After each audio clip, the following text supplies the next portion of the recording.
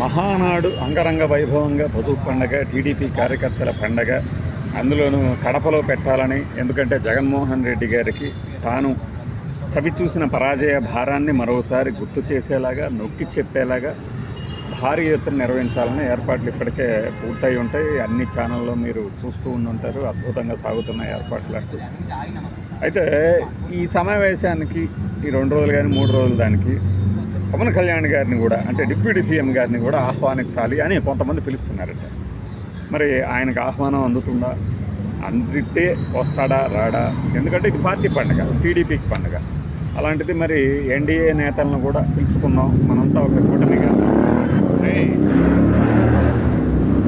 కూటమిగా మనము ప్రజల్ని పాలిస్తున్నాం కాబట్టి మనందరం కలిసి మా పార్టీ పండగకి మీరు, మీ పార్టీ పండగకి మేము, సరే ట్విట్టర్లో ఎటు అదే ఎక్స్లో ఎటు మనం ఎక్స్చేంజ్ చేసుకుంటుంటాం శుభాకాంక్షలు.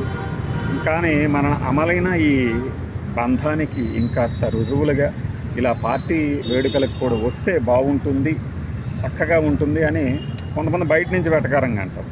వెటకారంగా అన్నా కూడా ఏంటంటే అది సరిపోతుంది అన్నమాట.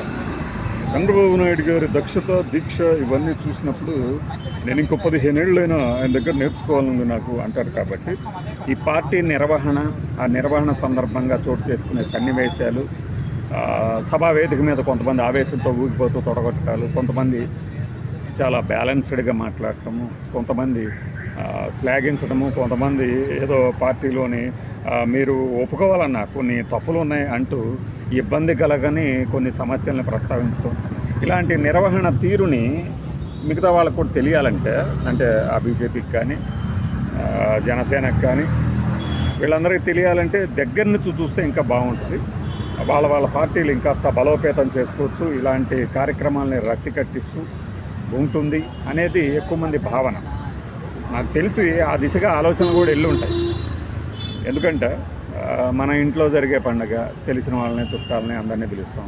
పార్టీ పండుగ అంటే 1 కోటి మంది సభ్యత్వాలు. అసలు ఈ 1 కోటి మంది సభ్యత్వాలు అనగానే నాకు ఒక ఆలోచన తట్టింది, కానీ దాని గురించి అది విడిగా మాట్లాడుతున్నాం. ఇంతమంది కార్యకర్తలు ఉన్నటువంటి ఒక పార్టీ పండుగ అంటే మొత్తం స్తంభించిపోతుంది. అక్కడ కడప జిల్లా రఫాడిచ్చేస్తారు ఆ 2-3 రోజులు. చూస్తారు మీరు. దానికి విశిష్ట అతిథిగా, ముఖ్య అతిథిగా ఉప ముఖ్యమంత్రి గారిని కూడా పిలిస్తే ఎలా ఉంటుంది? ఒక ఆలోచన వచ్చిందట. వచ్చినా మరి అది కార్యరూపం దాలుస్తూ లేదో కరెక్ట్గా 2 డేస్లో తెలిసిపోద్ది. బై వెళ్తే మాత్రం బాగుంటుంది. బై.